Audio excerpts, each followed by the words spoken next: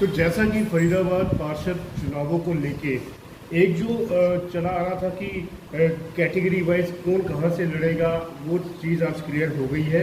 निगम की तरफ से ड्रॉ निकाला गया था और इस मुद्दे पर बात करने के लिए भारतीय वीर दल से प्रमोद हमारे साथ जुड़ रहे हैं और साथ में है वार्ड नंबर 19 से महिला प्रत्याशी प्रियंका मलिक। आप दोनों का स्वागत है। तो प्रमोद जी, मेरा सवाल आपसे, आज जो अनाउंसमेंट हुई है, जो घोषणा हुई है, क्या आपको पहले से ही पता था कि ऐसा कुछ होगा? आपने वार्ड नंबर 19 से मैडम को पहले ही आपने घोषित कर दिया था? जी बिल्कुल।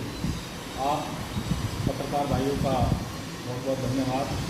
देखिए, जो सच्ची आत्मा होती है उनको भगवान संदेश देते हैं और हम सच्चे लोग हैं, ईमानदार लोग हैं। हमें कहीं कहीं प्रभु परमात्मा का आशीर्वाद है कि वार्ड नंबर 19 और वार्ड नंबर 17 में हमने पहले से ही महिला कैंडिडेटों को यहाँ उतारने की प्लानिंग बना रखी थी, तो हम उनमें बिल्कुल कामयाब हुए। आज फरीदाबाद के अंदर जो निकला है वो हमारे मन को खुश कर गया।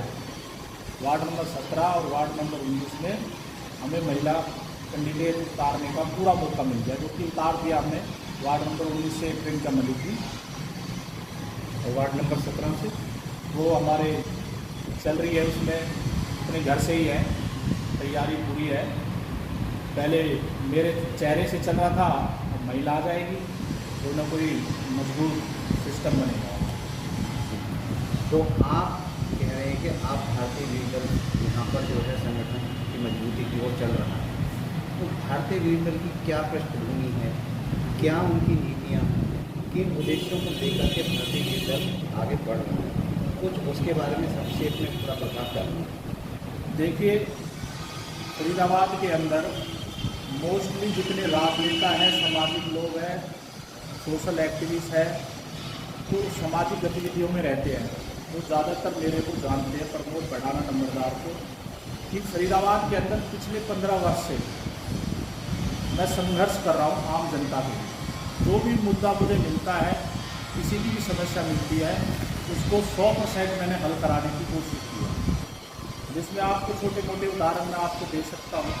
अगर कोई मेरे से कहता है कि जहाँ नाले में बदबू आ रही है, हमें निकलना दुर्भर है, तो उन नालों को मैंने प्रशासन से, शासन से और यहाँ तक कि मुख्यमंत्री तक आवाज़ पहुँचाकर उनको हल कराया।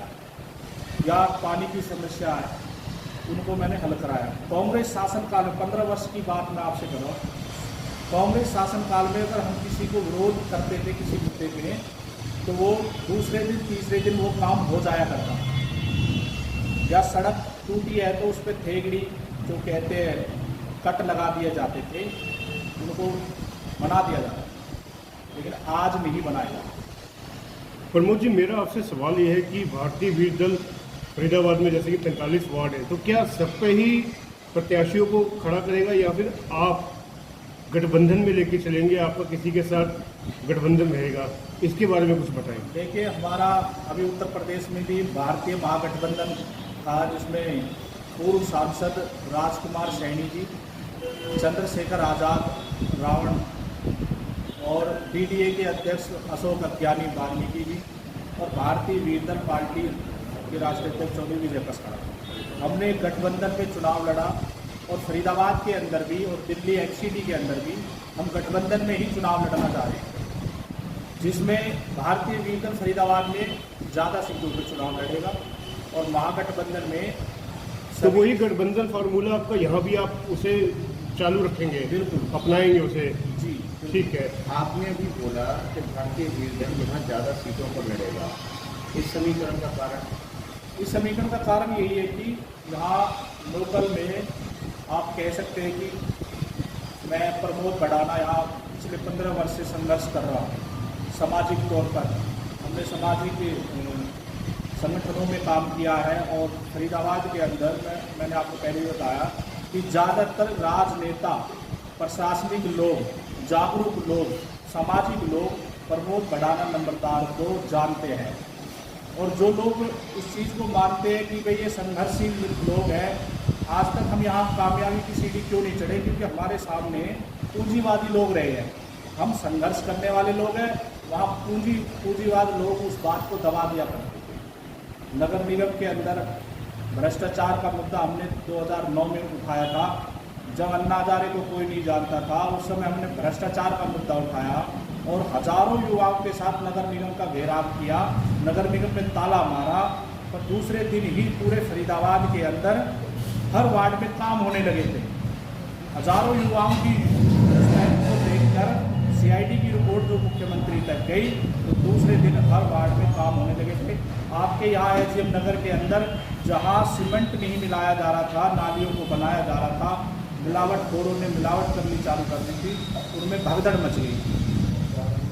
तो ये माना जाए कि जी प्रमोद राणा जी की जो मेहनत है, उसके कारण भारतीय वीर दल यहाँ पर ज़्यादा सीटों पर चुनाव लड़ने जा रहा है। जी बिल्कुल, ये आप कह सकते हैं, लेकिन मैं इस चीज़ को मानता हूँ कि कोई भी है, प्रमोद भड़ाना हो या कोई भी हो, जो संघर्ष करता है उस व्यक्ति के नाम से ही आगे कोई भी प्लेटफॉर्म चलता है, कोई राजनीतिक दल, सामाजिक दल, वो वहीं चलता है। इस बात का मान सकते हैं। तो अभी आप ऐसे कुछ काम गिना सकते हैं भारतीय वीर दल के, जिनके आधार पर हम जनता तक आपका संदेश ये पहुंचा सके कि भाई ये दल इन्होंने ये काम किए हैं, संघर्ष किया है, जो आपको और जनता से सहयोग मिले आने वाले चुनाव में। देखिए, अभी फिलहाल का मैं आपको बता सकता हूँ, 1 साल पहले का प्याली हार्डवेयर रोड जो बाबा राम केवल के नेतृत्व में, उसके लिए हमने संघर्ष करा 36 दिन, जो कि उससे 3 साल पहले हमने 13 दिन करा। 36 दिन तक हमने प्याले हार्डवेयर सड़क के लिए लड़ाई लड़ी, जिसमें हमने पैदल यात्रा करी, बाइक यात्रा करी, स्कूटर यात्रा करी, ऑटो यात्रा करी, भैंसा बुग्गी यात्रा करी। सरकार को चेताने के लिए, सरकार को जगाने के लिए, पूरी पहली सरकार के नेताओं, मंत्रियों को, विधायकों को, पार्षदों को नींद तोड़ने के लिए हमने वहाँ कटोरा लेकर भीख तक मांगी, बूथ पॉलिश तक करी, हस्ताक्षर अभियान तक चलाए। और मैं कह रहा हूँ, यहाँ फरीदाबाद की जनता ने देखा, आप जैसे भाई मीडिया कर्मी भाइयों के माध्यम से पूरे फरीदाबाद ने देखा इस बात को। हमने फिलहाल में तो ये किया, बाकी इससे पहले हमने सामाजिक काम भी किए हैं और देशभक्ति से जुड़े हुए भी मुद्दे हमने उठाए। मैडम, मैं आपसे बात की शुरुआत करता हूँ, तो अब कैसा लग रहा है वार्ड में, ये महिला वार्ड घोषित हो गया, वार्ड नंबर 19, अब आप इस चीज़ को लेके कैसे आगे बढ़ेंगे? क्या आपके आगे के प्रोग्राम क्या रहेंगे? आप किस वे में आगे जाएंगे, क्योंकि अब ये वार्ड आपके कब्जे में आ चुका है एक तरह से कहे तो? देखो, पहले भी मेरे को ऐसा कोई प्रॉब्लम नहीं थी कि अगर महिला विंग नहीं था, जब भी कोई ऐसी कोई दिक्कत वाली बात नहीं थी। अगर महिला विंग हो भी गया है तो ये बहुत अच्छी बात है और ज़्यादा सहयोग मिलेगा मुझे, महिलाओं का, पुरुष का, लोगों का प्यार मिलेगा। अभी आप डोर टू डोर कनेक्ट हो रही है, ऐसी जानकारी मिली है, तो कैसा अनुभव रहता है जब आप लोगों के पास जाती हैं, उनसे बात करती हैं, तो कैसा आगे से आपको कैसा रिस्पॉन्स मिलता है? देखो, डोर टू डोर जाते हो तो काफ़ी अच्छा लगता है, लोगों का सहयोग भी मिलता है, लोग आशीर्वाद भी देते हैं, अपनी प्रॉब्लम भी बताते हैं। तो ये है कि अब प्रॉब्लम जो बताते हैं, अगर हम पार्षद में बन जाती हूँ, अगर उनका प्रॉब्लम सॉल्व कर देती हूँ, तो मेरी सबसे अच्छी जॉब रहेगी ये। तो इसमें अब आपने कहा एक बात कि आपके लिए अच्छी बात है, लेकिन वहीं दूसरी अगर हम देखें तो सारी ही अब महिला प्रत्याशी हो जाएंगी, तो जो आपकी विशेषता दिख भी अकेली नारी सब पर भारी, उसके विषय में अब आप क्या सोच रखती हैं? देखो, ये मेरे ऊपर डिपेंड करता है। अगर मैं सोशल वर्कर हूँ, मैं सोशल वर्क से लोगों का उनके सॉल्यूशन करती हूँ। अब मैं ये चाहती हूँ कि देखो, लोगों को अगर अपनी प्रॉब्लम सॉल्व करनी है या कुछ है, अगर लोगों को मेरे अंदर कुछ दिखता है कि हाँ ये बंदा कर सकता है और ये महिला खड़ी है, जब पुरुष भी खड़े थे, जब भी मैं डरी नहीं, मैं बराबर खड़ी रही उनके साथ। अब बात मुझे ये था, अब महिला है तो महिला के साथ भी बराबर खड़ी रहूँगी और अपना बेस्ट दूँगी। नहीं, मेरा सिर्फ प्रश्न ये है कि क्या जो आपको एज मिल रही थी महिला होने के नाते अकेले, क्या उसमें कहीं कोई फर्क नहीं पड़ेगा? नहीं, मुझे कोई फर्क नहीं पड़ेगा, क्योंकि I know I am the best. Okay, you are the best. इसके अलावा जो यहाँ की जो जन समस्याएं हैं, उनको लेकर के आपका क्या नज़रिया है? देखो, मेरी समस्या जो है, मैं उनको देखती भी हूँ और मैं जाती भी हूँ। अभी मैं पार्षद नहीं बनी, अभी मेरे हाथ में कोई पावर नहीं है, तो मैं ये सोचती हूँ अगर मैं सोशल वर्कर हूँ, एज अ सोशल वर्कर उनकी मदद करूँ। अगर मैं जो पार्षद बन जाऊँगी तो मैं उनकी और भी ज़्यादा मदद कर सकूँगी। और पानी का समस्या के लिए अभी मैंने ये एफ ब्लॉक में यहाँ पे भी मेरी मीटिंग हुई थी पानी को महिलाओं को लेके। बहुत परेशान थी बेचारी, बहुत। सुबह अपना काम करती हैं, धूप में पानी टैंकरों से पानी भरती हैं, तो उनको बहुत सी समस्या है, उनकी जो दूर करनी है। तो आपकी कोई ऐसी योजना है कि इस जो ये पानी की समस्या हर साल गर्मियों में होती है, अगर आप पार्षद बनते हैं, आपके हाथ में शक्ति मिलती है, तो आपके पास कोई रणनीति है, कोई तौर तरीका है जिससे आप इस पानी की समस्या का हल कर सकें? देखो, तरीका तो यही है कि हम जाके अपनी अपील लगा सकते हैं MCF वगैरह में, और महिलाओं को इकट्ठा करके हम जाएं, उनसे अपनी अपील लगाएं, और अपनी जो मांग है हमारी महिलाओं की, और जो लोगों की मांग है हम वो पूरी कर सकें, उनके साथ जा जाके पूरी कर सकें।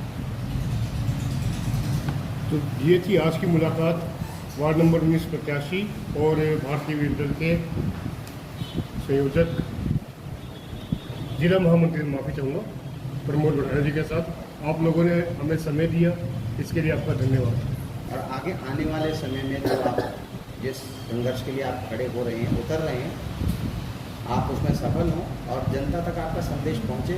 और हमारी अपील मीडिया वॉइस के माध्यम से यही है कि जो लोग आपको देख रहे हैं, सुन रहे हैं, वो आपको परखने का मौका भी दें। इसी के साथ मैं भी फरसाना करता हूँ।